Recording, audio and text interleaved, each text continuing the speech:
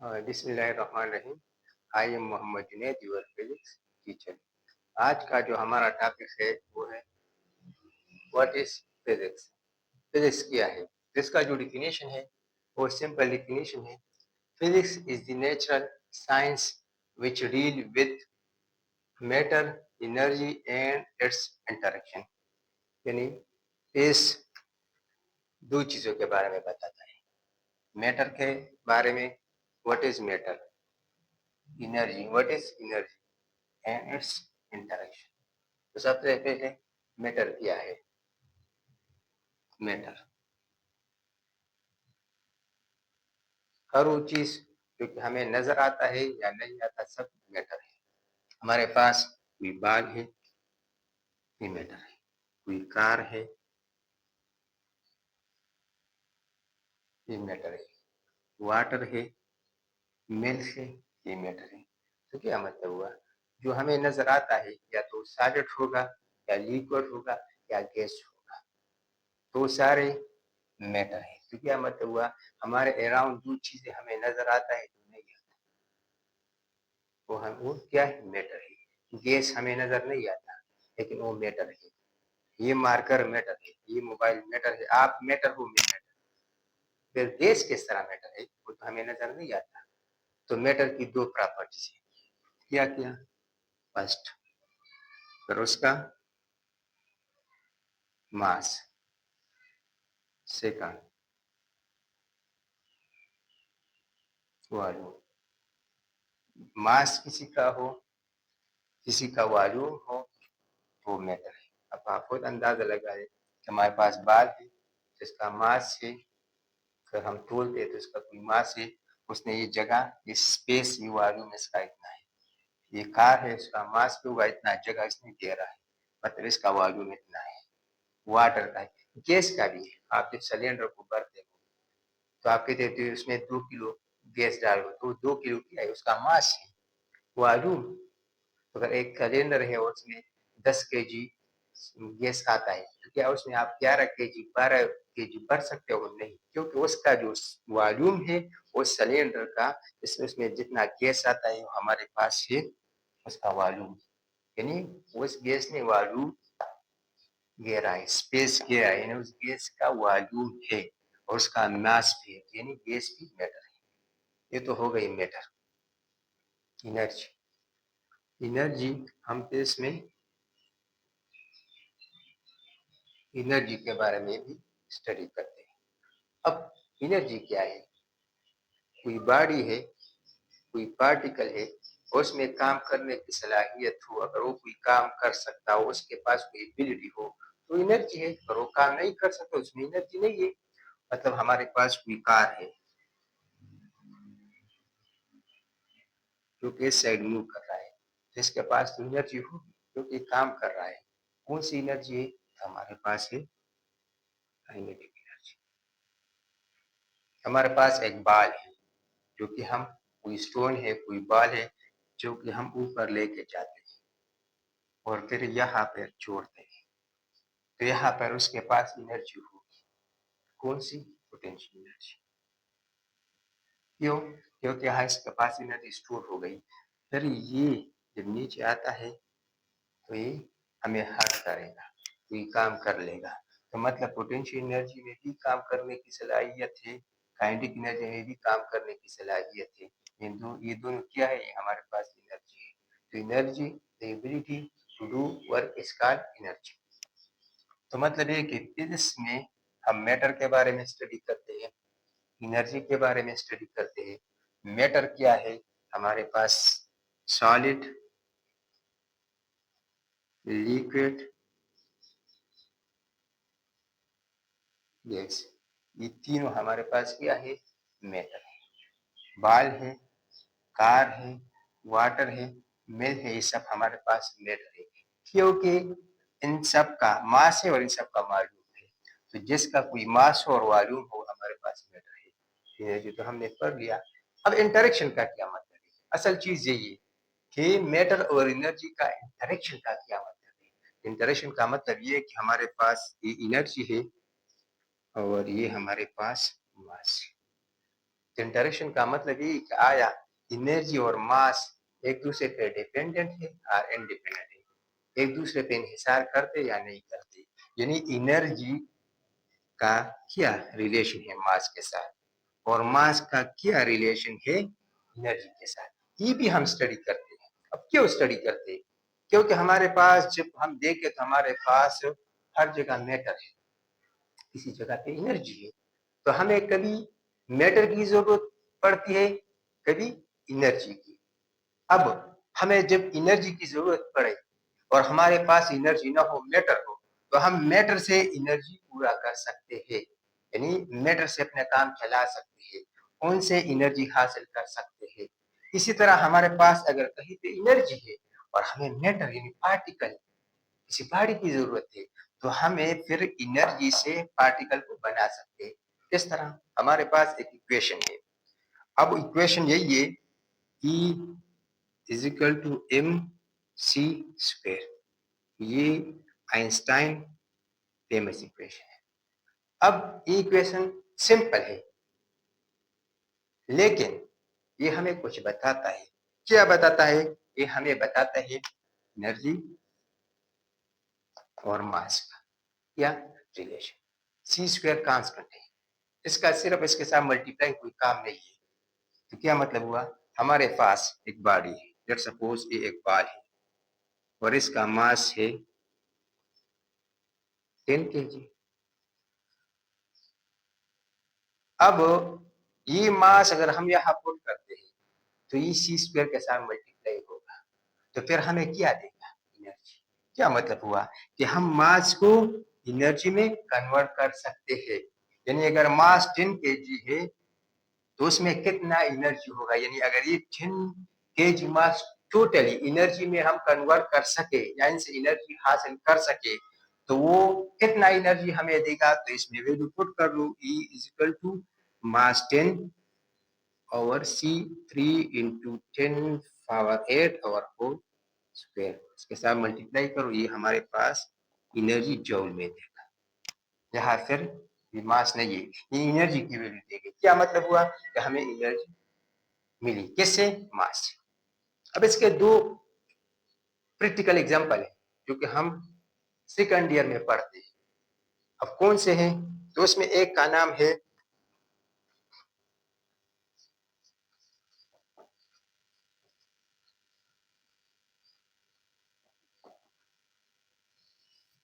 Pair production और दूसरा क्या है, दूसरा है पेयर एनिहिलेशन। दोनों में पेयर है, pair production, pair annihilation. Pair production यानी पेयर का बनना और पेयर एनिहिलेशन यानी पेयर का डिस्ट्रॉय होना, खत्म होना, गायब होना। किस तरह? हमारे पास पेयर प्रोडक्शन में एक फिनोमेना है, इसमें हमारे पास गामा रेस। गामा रेस क्या है? ये हमारे पास है एनर्जी, जब वो किसी एटम के विसिनिटी से ना उसके पास करीब से पास होती है, ये फिनोमेना है पेयर प्रोडक्शन। तो ये हमें रिजल्ट में ये खत्म हो गई एनर्जी, यहाँ पे दो पार्टिकल बन जाते हैं, एक इलेक्ट्रॉन और दूसरा पॉजिट्रॉन। अब इलेक्ट्रॉन क्या है? इलेक्ट्रॉन मैटर है, पार्टिकल है। पॉजिट्रॉन क्या है? मैटर है, पार्टिकल है। तो एनर्जी से क्या बन गई? मैटर। यानी एनर्जी से मास बन गई। इंटरेक्शन यही हमें बताता है कि मैटर और एनर्जी का क्या रिलेशन है। तो रिलेशन है, डायरेक्टली है। हम एनर्जी को कन्वर्ट कर सकते हैं मास में। अब पेयर इनहेलेशन इसका अपोजिट है, यानी मास कन्वर्ट कर सकते हैं एनर्जी में। किस तरह? पेयर इनहेलेशन में हमारे पास एक इलेक्ट्रॉन, दूसरा पॉजिट्रॉन, ये जब आपस में टकराते हैं, तो ये रिजल्ट में हमें क्या देगा? हमें देगा एनर्जी। यानी ये दो इलेक्ट्रॉन और पॉजिट्रॉन जब टकराते हैं, कोलाइड करते, स्ट्राइक करते, फिर डिस्ट्रॉय हो जाते, पार्टिकल फिर नहीं रहता, फिर एनर्जी होगा, एनर्जी। यानी मैटर खत्म हो गया। तो मैटर किधर गया? मैटर गया एनर्जी में, यानी मास से एनर्जी बन गई। तो जो इंटरेक्शन है या म्यूचुअल रिलेशनशिप है, इसका मतलब यही है कि मास और एनर्जी का आपस में क्या ताल्लुक है? तो दोनों का आपस में ताल्लुक है और बहुत गहरा ताल्लुक है, एक दूसरे पे डिपेंड करते हैं। मास से एनर्जी बन सकती है, मास एनर्जी में कन्वर्ट हो सकती है और एनर्जी मास में कन्वर्ट हो सकती है।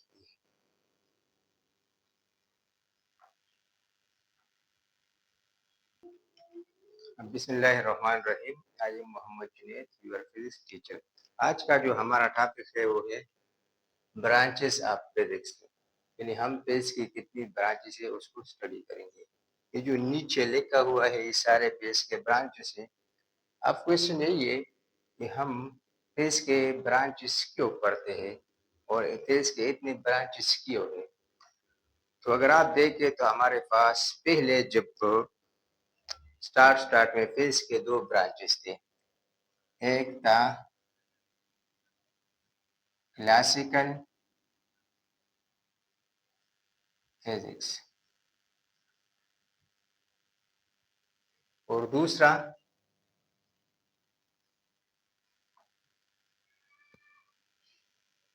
Quantum physics. स्टार्ट में दो ब्रांचेस थे, क्लासिकल फिजिक्स, क्वांटम फिजिक्स, और आप नीचे देखे ये सारे अब हम स्टडी करेंगे। तो क्वेश्चन ये है कि पहले ये थे दो, अब इतने सारे क्यों? तो आपको पता है डे बाय डे हमारे पास साइंस तरक्की कर रहा है, साइंस एक्सपेंड होता जा रहा है। तो फिजिक्स भी साइंस है ना, तो इसमें भी डिस्कवरीज हो रही है, रिसर्चेस हो रहे हैं। तो मतलब ये है कि हमारे पास फिर ये क्लासिकल फिजिक्स और क्वांटम फिजिक्स इतने सारों ब्रांचेस में डिवाइड हो गई आसानी के लिए। और आप किसी डॉक्टर के पास जाते हो और आप कहते हो कि मुझे एक टेबलेट दे दी, उसका नाम आप बताते हो कि बी से स्टार्ट होता है, तो आप देखो उसके स्टोर में बहुत सारे टेबलेट होते हैं, लेकिन वो जाके आराम से आपको देता है। क्यों देता है? क्योंकि उन्होंने शायद तरतीब से रखे होते हैं कि हाँ ये बी से स्टार्ट होगा तो यह है, सी से स्टार्ट होगा तो यह है। तो इसी तरह फेस को भी हम आसानी के लिए स्टडी करने के लिए उसको हमने ब्रांचेस में डिवाइड किया है। क्यों? अब अगर आप देखें तो पहले हमारे पास साइंस जो है ना, फिजिक्स, केमिस्ट्री, बायोलॉजी, ये जनरल साइंस में होता है 8th क्लास तक। फिर 9th में जाके फिजिक्स अलग होता है, केमिस्ट्री अलग होता है और बायो अलग होता है। क्यों? क्योंकि जब हम फर्दर जाते हैं ग्रेजुएट की तरफ, मास्टर की तरफ, एमफिल की तरफ, तो फिर ये हमारे पास इसमें रिसर्चेस होते हैं। तो फिर लोग एक साइड पे चले जाते हैं और उसी में फिर वो डिस्कवरी करते हैं। तो इसी तरह हमारे पास स्पेस के ये ब्रांचेस है, mechanics, heat and thermodynamics, sound, optics, electricity and magnetism, atomic एक nuclear physics, oscillation and waves, particle physics, relativity, quantum physics. कुछ और भी है लेकिन ये जो है ना ये इंपॉर्टेंट है। तो इंशाल्लाह आज हम एक बाय एक फिजिक्स का ब्रांच डिटेल के साथ पढ़ेंगे।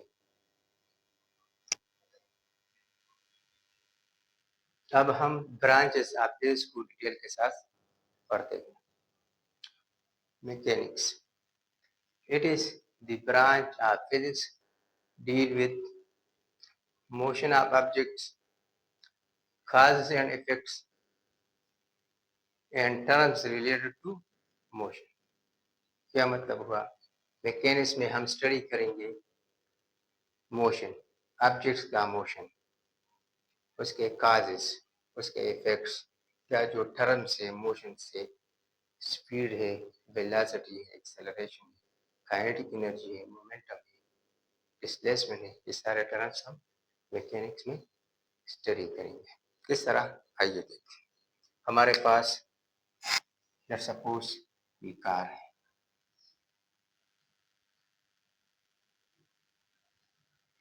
ये हमारे पास एक कार है, एक मोटर है। अब एक जो मूव कर रहा है इस साइड, तो ये मोशन में आ गई।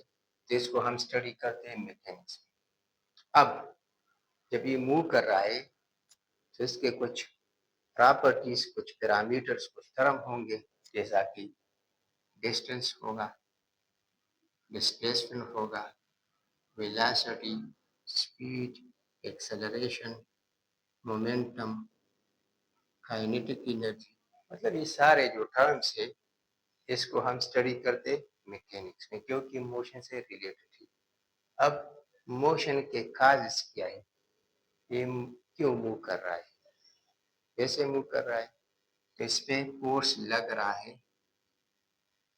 तब ये मूव कर रहा है। इसका मतलब यह कि मैकेनिक्स में हम मोशन को भी, फोर्स को भी स्टडी करेंगे, मोशन को भी स्टडी करेंगे और फोर्स को भी स्टडी करेंगे।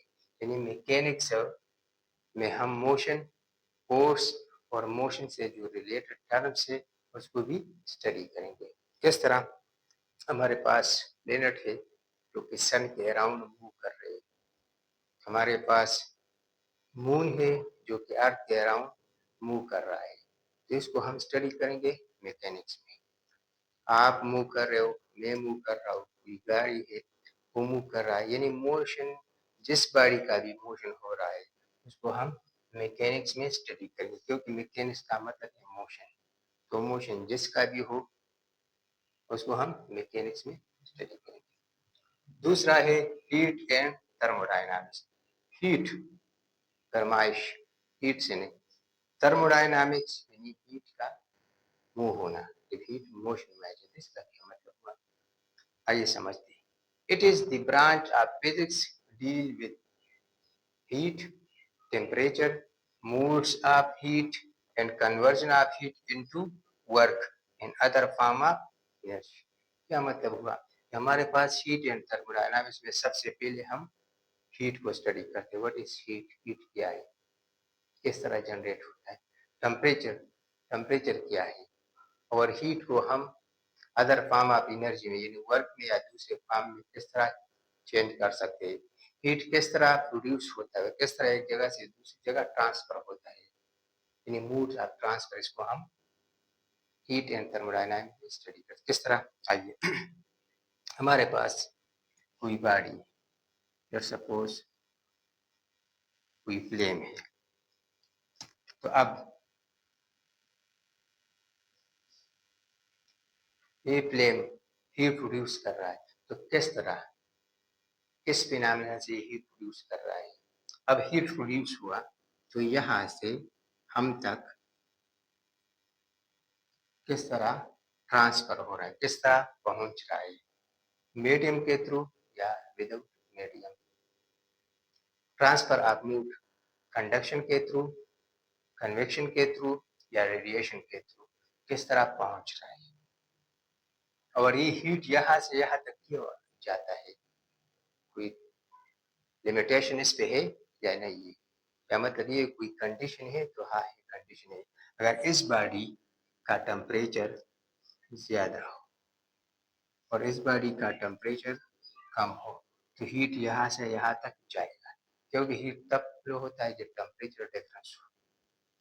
लेकिन अगर टेम्परेचर डिफरेंस नहीं हो, इसका टेम्परेचर इसके टेम्परेचर के बराबर हो, तो फिर नेट हीट फ्लो क्या होगा, जीरो।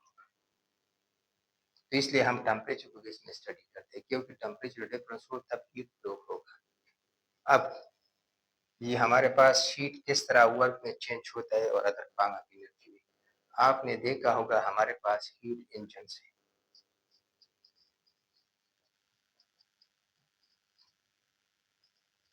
अब हीट इंजन यानी हीट पे काम कर रहा है, हमारे पास इंजन से उसको हम हीट देते हैं और वो हमें क्या देता है, वर्क, यानी हीट को यूज करके हमें काम देता है, वर्क देता है। इसी तरह और फॉर्म ऑफ एनर्जी में भी हीट चेंज होता है। तो ये सब कुछ हम हीट एंड थर्मोडायनामिक्स में पढ़ते हैं। अब है साउंड, तो साउंड क्या है, अब मैं जो बोल रहा हूँ, आप जो सुन रहे हो, गाड़ियों की जो हॉर्न से जो म्यूजिक है, ये सब साउंड है, साउंड वेव से। अब इसके बारे में हम स्टडी करते हैं साउंड में। It is the branch of physics which deal with sound, production of sound, transfer of sound, properties and explication. क्या मतलब हुआ? हमारे पास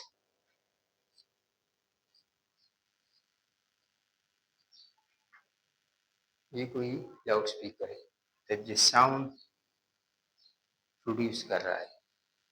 तो किस तरह प्रोड्यूस कर रहा है? ये साउंड यहाँ से यहाँ तक किस तरह पहुंच रहा है, यहाँ किस तरह रिसीव हो रहा है। साउंड के जो प्रॉपर्टीज है, क्या प्रॉपर्टीज है? जो वेव प्रॉपर्टी है, साउंड का रिफ्लेक्शन है, ये रिफ्लेक्ट होगा, वापस रिफ्लेक्ट होगा। इसी तरह हमारे पास रिफ्रैक्शन है, रिफ्रैक्शन है, हमारे पास इको है। इको जब हम एक आवाज निकालते हैं तो अगर किसी ऑब्स्टिकल से कोई खास कंडीशन है उससे टकरा के वापस आता है तो 3-4 मरतबा वो रिपीट होता है, इसको हम इको कहते हैं। इको हम साउंड में स्टडी करते हैं। तो मतलब ये सारी चीजें, साउंड क्या है, साउंड किस तरह प्रोड्यूस होता है, साउंड किस तरह ट्रांसफर होता है, साउंड के लिए किन चीजों का जरूरत होना है, मीडियम जरूरी होना है कि नहीं है, मीडियम के बगैर साउंड ट्रांसफर होता है या नहीं होता है, साउंड की जो प्रॉपर्टीज है, रिफ्लेक्शन है, रिफ्रैक्शन है, डायफ्रैक्शन है, इको है, और जो प्रॉपर्टीज है, एप्लीकेशन है, साउंड हम कहाँ कहाँ यूज करते हैं, ये सब हम किस में स्टडी करते हैं? साउंड में। ये आप नोट कर ले, ये आपके नोट्स के लिए है और ये वैसे समझाने के लिए। तो ये और फिर इसके ब्रांचेस है optics. What is optics?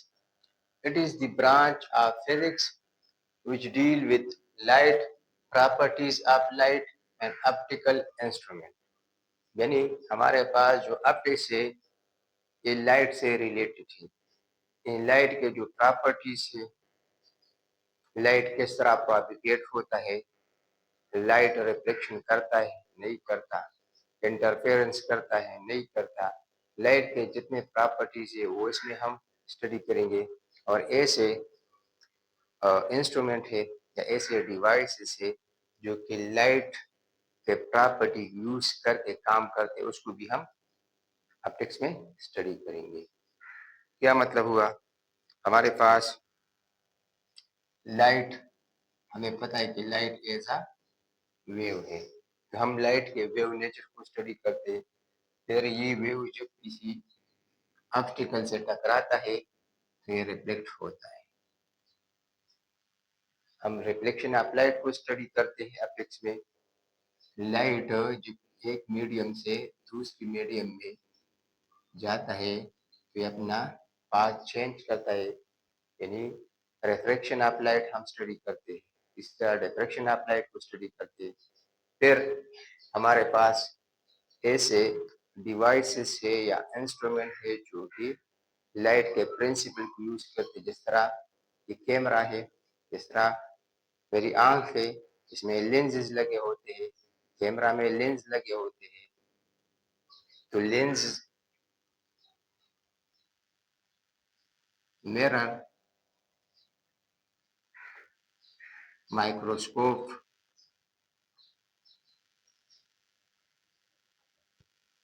Telescope, ये सारे चीजें जिसको मतलब माइक्रोस्कोप से हम किसी चीज को बड़ा करके देखते हैं और टेलीस्कोप को हम मून, प्लेनेट, जो दूर चीज है उसको हम देखते हैं। तो मतलब ये कि ऑप्टिक्स वो ब्रांच है जिसमें हम लाइट क्या चीज है, किस तरह प्रोपिगेट करता है, लाइट की properties, interference of light, diffraction of light, polarization of light, ये पढ़ते हैं। फिर लाइट ऐसे devices, lens, mirror, microscope, telescope, ये सारे जो कि लाइट को यूज करके काम करते हैं, जिसको भी हम ऑप्टिक्स में पढ़ते हैं। अब है इलेक्ट्रिसिटी एंड मैग्नेटिज्म, ये भी एक ब्रांच है फिजिक्स का।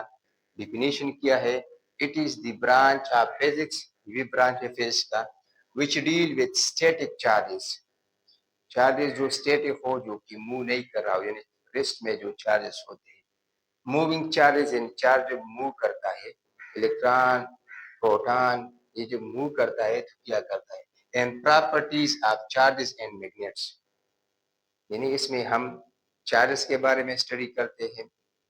चार्जेस अगर रेस्ट में हो या मोशन में हो उसको स्टडी करते हैं। अगर रेस्ट में हो तो उसकी अलग प्रॉपर्टीज है, अगर वो मोशन में हो या चार्ज मूव कर रहा हो तो उसकी अलग प्रॉपर्टीज है। इस तरह हमारे पास मैग्नेट क्या है, मैग्नेट किस तरह बिहेव करता है, उसकी प्रॉपर्टीज क्या है। तो इलेक्ट्रिसिटी एंड मैग्नेटिज्म में हम चार्जेस के मोशन और रेस्ट को स्टडी करते और मैग्नेट और मैग्नेट की प्रॉपर्टीज को स्टडी करते। इस तरह हमारे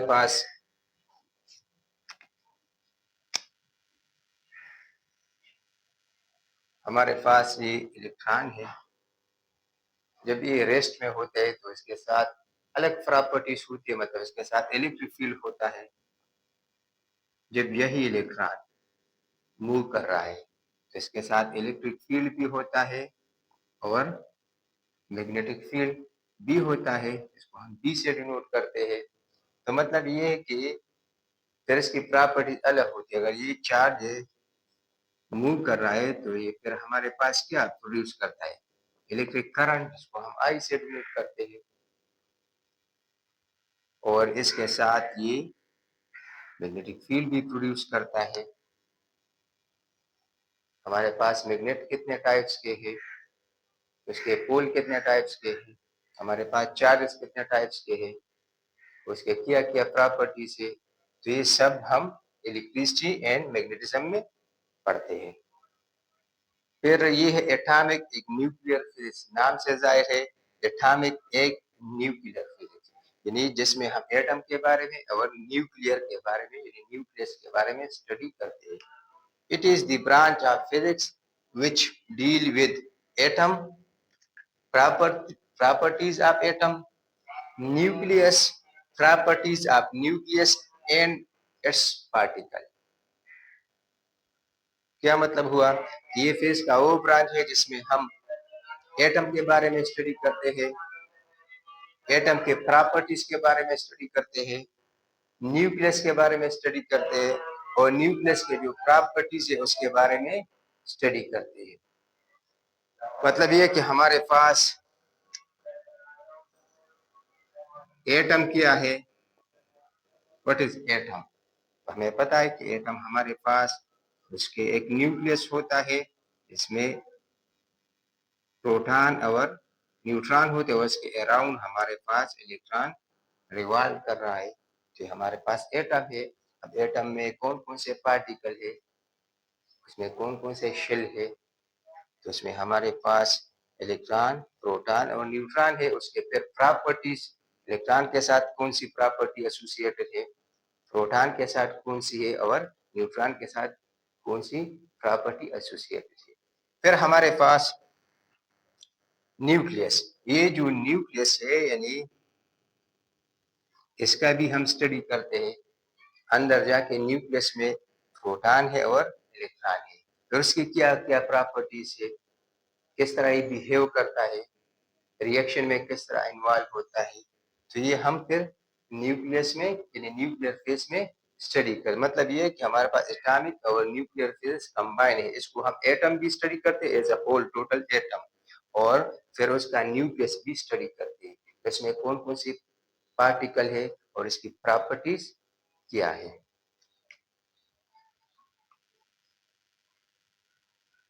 इसके और ब्रांचेस है oscillation and waves, particle physics, quantum physics। Now oscillation and waves, what is oscillation and waves? It is the branch of physics which deal with waves and oscillations, that is big and poor motion of a body। Waves and oscillation, नाम से जाहिर है oscillation and wave, इसमें हम oscillation और wave को study करते हैं। लेकिन अब oscillation और waves है क्या, तो हमारे पास जो बैक एंड फोर मोशन है, बैक फोर मोशन का मतलब ये कि हमारे पास सपोज ये कोई बाल है जो कि सस्पेंडेड है, स्ट्रिंग से। अगर इसको हम यहाँ पे थोड़ा सा फोर्स अप्लाई करते और फिर छोड़ते हैं तो ये ऐसे मोशन करेगा। तो यही मोशन हमारे पास से एक्सीलरेशन और वेव्स मोशन। या इसी तरह हमारे पास जो स्प्रिंग है और इसको हम यहाँ से खींचते हैं तो ये स्प्रिंग फिर इस तरह मोशन कर लेगा। तो ये हमारे पास लेफ्ट राइट मोशन है, ये भी लेफ्ट राइट मोशन है। मतलब ये कि हमारे पास बैक एंड फोर मोशन का मतलब यही है कि हमारे पास किसी मीन पोजीशन से एक बार ये रिपीटेड मोशन कर रहा हो, यानी जिस पाथ पे वो जा रहा हो उस पर रिपीटेड वो उसी पाथ पे जाए, तो इसको हम ऑसिलेशन कहते हैं। इस तरह हमारे पास वाइब्रेशन होता है, ऑसिलेशन, ये सब एक ही चीज है। मतलब किसी मेन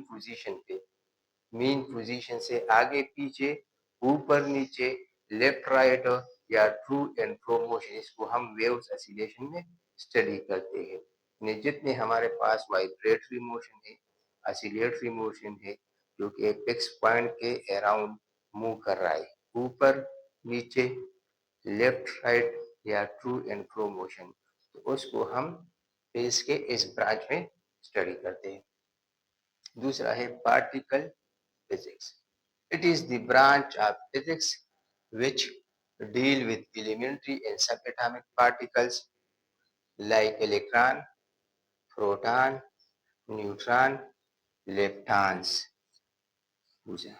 ये दोनों आपके लिए नया है। इलेक्ट्रॉन्स क्या है, बोसान क्या है। बाकी इलेक्ट्रॉन, प्रोटॉन और न्यूट्रॉन तो आप जानते हैं कि हमारे पास एटम में होते हैं। तो पार्टिकल फेज में हम पार्टिकल के बारे में स्टडी करते हैं। कौन से particle, elementary particle, atomic particle, और भी हमारे पास जितने पार्टिकल है जिससे यूनिवर्स की दुनिया बनी है। अभी भी रिसर्चेस हो रहे, कुछ पार्टिकल अभी भी डिस्कवर हो रहे हैं। हमारे पास सिर्फ ये इलेक्ट्रॉन, प्रोटॉन और न्यूट्रॉन नहीं है, ये तो जस्ट तीन ही है। हमारे पास और भी पार्टिकल है, जैसा कि लेप्टॉन्स है, जैसा कि बोसॉन्स है। अब लेप्टॉन क्या, इसमें अलग electron, muon, tau, electron, neutrino, tau neutrino, muon neutrino, ये और पार्टिकल के बाद में आप पढ़ेंगे, समझाने के लिए है। बोजान है, एक्स बोजान है, और हमारे पास क्वार्ट्स है। तो मतलब ये सारे जितने हैं, इससे हमारे यूनिवर्स है, जो हमारा ये मैटर है, जो कि हमें नजर आता है, जो नहीं आता, सारे पार्टिकल हम इसमें स्टडी, यानी सिर्फ हमारे पार्टिकल से काम है कि कितने पार्टिकल है। ये तो जिस तरह इलेक्ट्रॉन, प्रोटॉन और न्यूट्रॉन, इसने एटम को बना के रखा है। तो सिर्फ यही पार्टिकल नहीं, एटम में भी इससे और भी ज्यादा पार्टिकल है। जैसे हमारे पास ये प्रोटॉन, फिर फर्दर हमारे पास अगर हम देखें, हमारे पास ये जो हमें प्रोटॉन नजर आता है या जो हमें ये न्यूट्रॉन नजर आता है, असल में ये प्रोटॉन और न्यूट्रॉन फर्दर पार्टिकल से बने होते हैं, उसको हम क्वार्ट्स कहते हैं। ये दो अप और एक डाउन, और ये दो डाउन और एक अप, ये भी पार्टिकल है, ये भी पार्टिकल है और ये भी पार्टिकल है। तो मतलब ये जितने पार्टिकल पार्टिकल सिर्फ ये नहीं है, और भी पार्टिकल है। तो पार्टिकल फिजिक्स में हम पार्टिकल के बारे में स्टडी करते हैं। कौन से पार्टिकल, सब एटॉमिक पार्टिकल, माइक्रोस्कोपिक पार्टिकल, जो कि हमें नजर नहीं आता, इसको हम लेबोरेटरी में देखते हैं, डिस्कवर कर रहे हैं। कुछ पार्टिकल हम खुद से डिस्कवर कर रहे हैं, कुछ कुदरती तौर बनाए गए हैं। तो जितने भी पार्टिकल है, इलेक्ट्रॉन है, प्रोटॉन है, न्यूट्रॉन है, क्वार्ट्स है, अप क्वार्ट्स है, डाउन क्वार्ट्स है, बोसॉन से, जितने भी पार्टिकल है, दुनिया जितने पार्टिकल से बना है, उसको हम पार्टिकल बेस में स्टडी करते हैं। फिर ये क्वांटम फिजिक्स। तो क्वांटम फिजिक्स क्या है? क्वांटम फिजिक्स हमारे पास भी इसके वो ब्रांच है जिसमें हम किसके बारे में स्टडी करते, जिसमें हम माइक्रोस्कोपिक लेवल पे किसी, ये दुनिया, ये मैटर, दुनिया जिस मैटर से बना है उसको हम माइक्रोस्कोपिक यानी बहुत लो लेवल, क्योंकि बहुत स्मॉल लेवल पे यानी पार्टिकल है या मैटर है, उसको हम स्मॉल लेवल पे वो किस तरह इंटरेक्ट कर रहा है। अगर ये एक मार्कर है, एक दूसरा है, ये जिस तरह इंटरेक्शन कर रहा है, इसको हम क्लासिकल फेज में स्टडी करते हैं। ये जो हमें नजर आता है क्लासिकल फेज से, लेकिन इसके अंदर पार्टिकल है, वो किस तरह इंटरेक्शन कर रहा है एक दूसरे के साथ, किस तरह एनर्जी को शेयर कर रहा है, किस तरह एक दूसरे को अट्रैक्ट कर रहा है, किस तरह रिफिल कर रहा है, मतलब इसके अंदर जो माइक्रोस्कोप फिनोमेना कितनी एनर्जी है, उस सम को हम क्वांटम फेज में स्टडी करते हैं। It is the branch of physics which deal with study matter and universe at microscopic level. यानी हमारे पास ये वो फेज की वो ब्रांच है जिसमें हम यूनिवर्स को स्टडी करते हैं, मैटर को स्टडी करते हैं।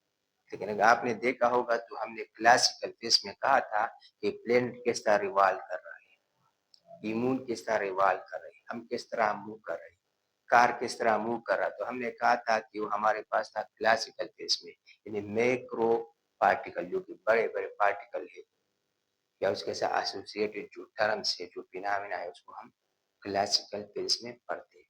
लेकिन क्वांटम फेज उसका अपोजिट है, उसमें भी हम वही एनर्जी, मोशन, पार्टिकल सब स्टडी करते हैं, लेकिन मैक्रोस्कोपिक लेवल पे नहीं, माइक्रोस्कोपिक लेवल पे। कि हमारे पास ये जो माइक्रोस्कोपिक पार्टिकल है, जो कि एनर्जी है, वो किस तरह मूव कर रहा है, उसके स्टेटस कौन से है, वो कहाँ पे रहता है, किस तरह एक दूसरे के साथ इंटरेक्ट करता है। तो मतलब ये कि हमने मैटर को अंदर जाके देखना है कि मैटर में ये पार्टिकल या जिससे वो बना है वो किस तरह बिहेव कर रहा है। तो यही है क्वांटम फिजिक्स। आप इसको नोट कर लें, ये आपके एग्जाम के लिए है, नोट्स के लिए, और ये जस्ट समझाने के लिए।